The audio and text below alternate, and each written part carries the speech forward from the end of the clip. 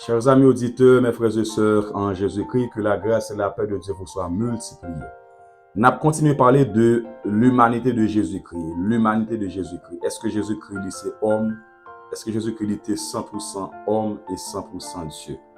Nous déjà évoqué deux arguments qui prouvaient que Jésus-Christ était parfaitement homme. Il était 100% homme. L'un des arguments qui prouvait que Jésus-Christ était 100% homme, nous voyons que Jésus-Christ, il possédait toutes les caractéristiques de l'être humain. Il possédait toutes les caractéristiques de l'être humain. Deuxièmement, il possédait un corps humain. Il possédait un corps humain. Troisième argument que nous prenons qui montrait que Jésus-Christ, il était parfaitement homme.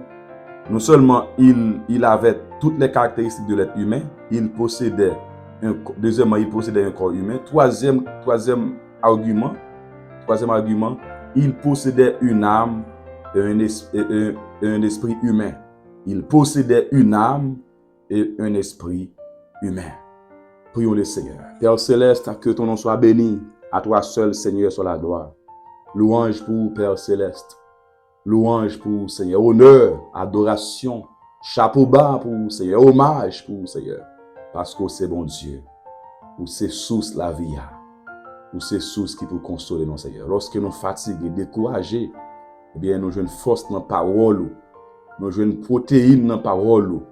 Nous jouons, eh bien, vitamines dans la parole, Seigneur. Nous exaltons pour ta parole. Que ton nom soit sanctifié. C'est dans la parole là, bon Dieu, nous prend plaisir, non? C'est parole là qui vous montre nos chemins. C'est parole là qui vous montre non, eh bien, état la vie, non? Parole c'est miroir, non, qui vous montre non, eh bien, état la vie, non, Seigneur.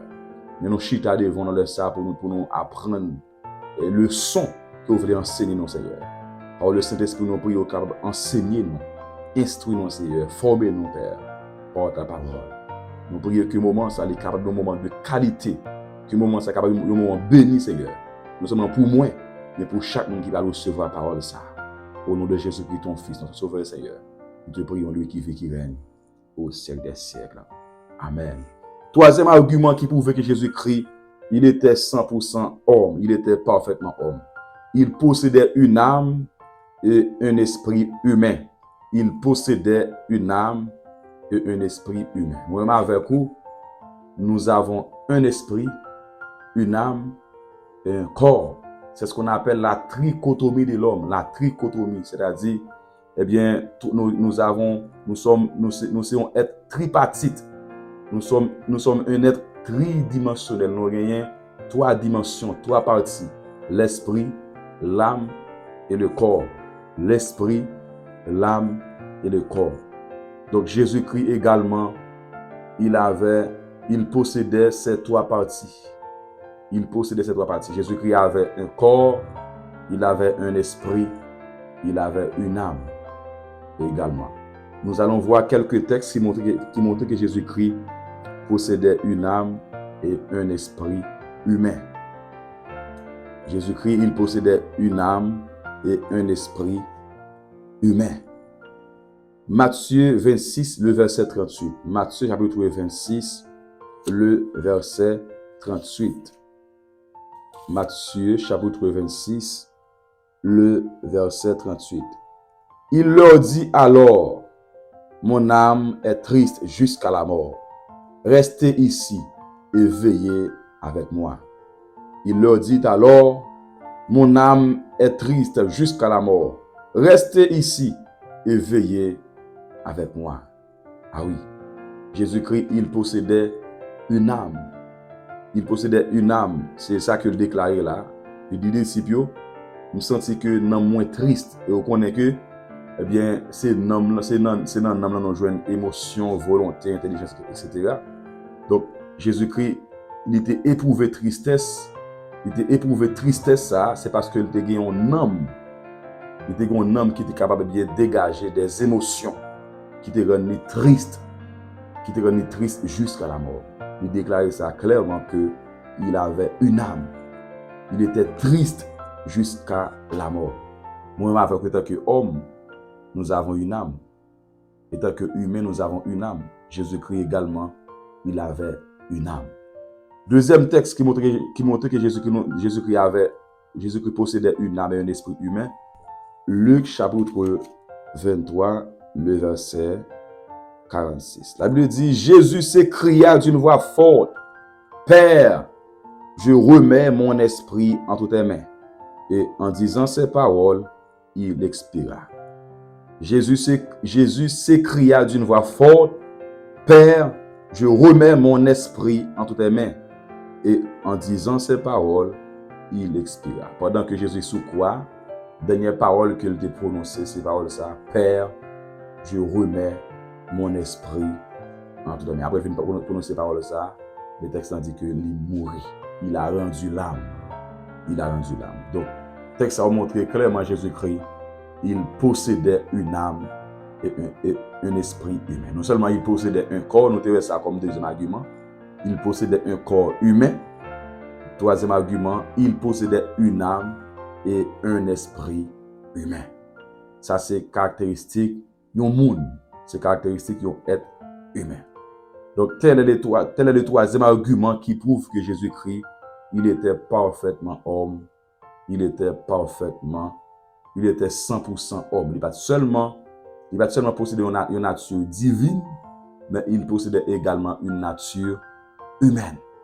Une nature humaine. Et nous te disons ça samedi dernier, frères et sœurs, Jésus-Christ, c'est pour notre bien. Il était revêtu de cette nature humaine. Il a laissé son trône, il a laissé sa gloire. Pourquoi? Pour être capable de sauver moi-même avec, pour être capable de venir mourir, venir souffrir, pour sauver l'humanité. Dieu nous a tellement aimés. Il nous a tellement aimés, il a envoyé son Fils unique afin que quiconque croit en lui ne périsse point, mais qu'il ait la vie éternelle. Jésus qui n'est pas obligé de faire ça. Il n'est pas obligé de faire ça. Mais il nous aime tellement. Il nous a tellement aimés. Eh bien, il a laissé son trône. Il a laissé sa gloire. Il vit dans un corps semblable à celui du péché. Il connaît humiliation, déception, mépris. Il a calomnié jusqu'à ce qu'il veuille mourir pour être capable de payer prix, pour être capable de payer rançon, pour être capable de payer dette. Moi, avec aujourd'hui, si nous avons la vie éternelle, si nous avons le salut éternel, c'est grâce avec sacrifice, c'est grâce, eh bien, avec prix ça que Jésus-Christ t'a payé. Il t'a payé non seulement étant que Dieu, mais aussi étant que homme. Il t'a payé prix pour être capable d'offrir le salut éternel. Nous avons besoin de dire bon Dieu merci, nous avons besoin de reconnaître envers mon Dieu pour cette grâce, pour ce privilège immérité que nous accorde nous. Seigneur, nous reconnaissons envers nous-mêmes. C'est pour nous, Seigneur, où tu es venu dans le corps ça. C'est pour nous. C'est pour nous où tu es fait homme. Ou pas obligé de faire ça. Ou pas obligé de faire ça. Si ou pas de faire ça, tu as toujours été Dieu. Si ou pas de payer prier à Jésus, tu as toujours été Dieu.